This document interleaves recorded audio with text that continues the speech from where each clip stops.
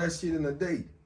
So you go from a juggling 20 back then. Yeah, you do that shit in a day. And by the end of the day, what's the most you can be copping going $300-$400. Yeah, so you can have enough. So you can come out school time, 8 o'clock in the morning, go to Johnson Court with a 20, go to Johnson Court with your mama $20, and go home with you a half ounce of crack cocaine.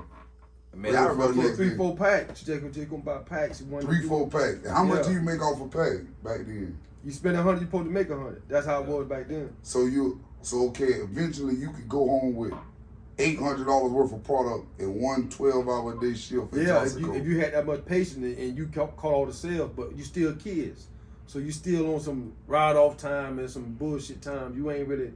Okay, your mind ain't on real 100. I'm gonna make money all day. Okay, so how old was you, Cal, when you first said, I'm gonna take this shit serious and see how much I can come up with? Because both of y'all started about 88. Cal was a year younger. So what year was it when y'all said, you know what, I can go out here and make me $300-$400 a day. Let me see how much I can stack up. You know what it was for me? Is that what year you went to prison? 88. So it would have had to be like, you were going to Hillborough? I was going to Tech. You were going to Tech. So you was in high school. So it had to be like almost like when I'm like in high school, you start paying attention to other dudes. Cause see now at this point, I done met some other guys from the other side of town.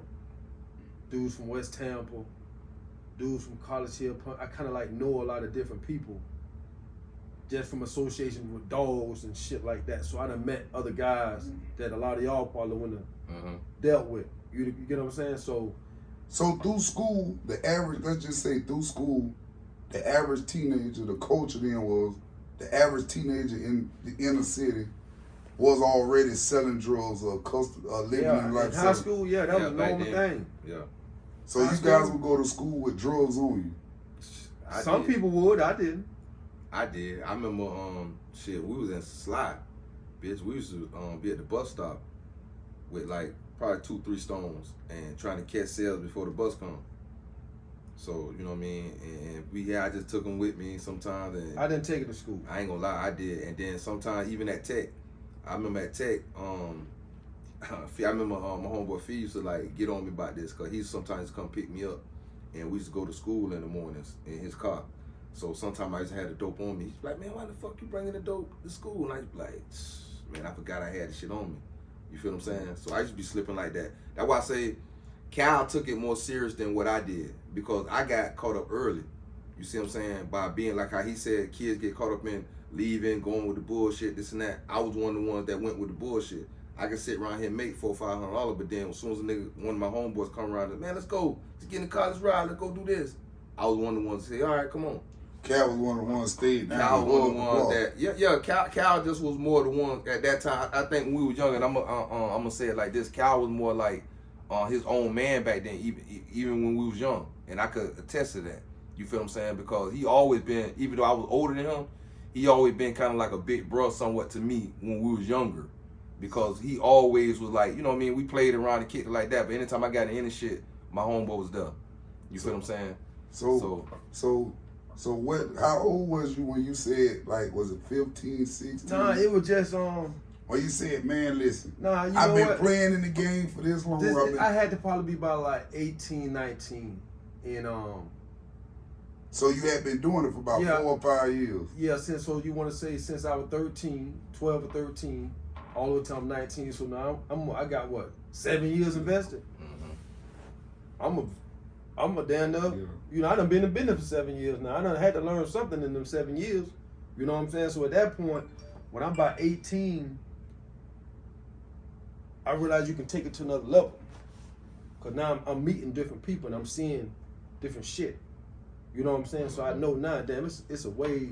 So, but prior to 18, another side of the game. Prior to 18, what was the most drugs you had to yourself at one time? Maybe buying a half 125, a 125, some shit like that.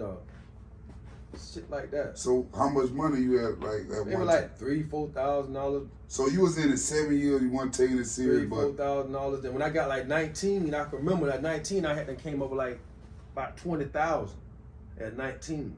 This out the street just hustling. And then at that point, what year was this? I was 19 years old.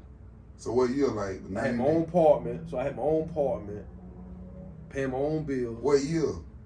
90, 80, 89, 90? Maybe 89, 90, 89.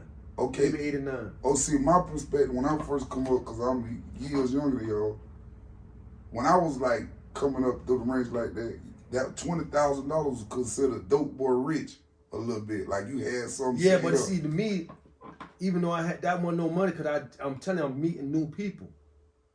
So I'm realizing and they pushing the envelope. You thinking you straight over here, but then you run into a nigga, might have 5 times that, and they pushing your envelope. Yeah, they like, push. I'm saying, damn, it's a, like when somebody said they got a plug, when I first meet the first Colombians. I used to Dola turn me on to my first Colombian. For real. Dola. So in 89, you decided I'm going to try to see how far I can take it. No, hanging with Dola. That happened in 89. Yeah, hanging with Dola for a little period of time. Dola introduced me to some Colombians. And that's when we first got our first powder cocaine and cooked it.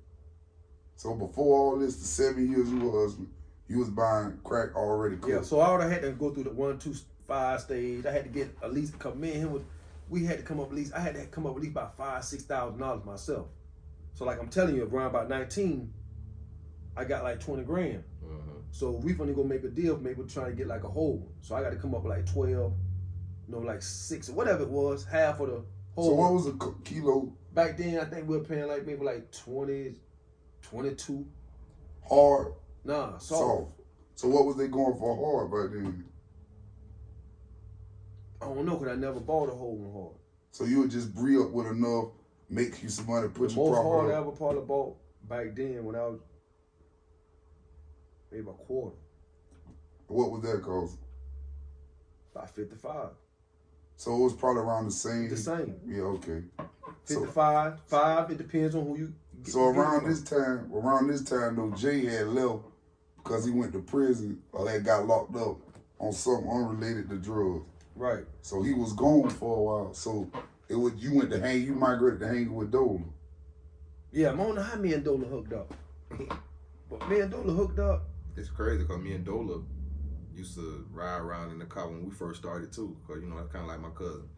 So, And then Dola was with you when you caught the case. no, he wasn't with me. He was with me the day after. The day after you caught your case. Yeah.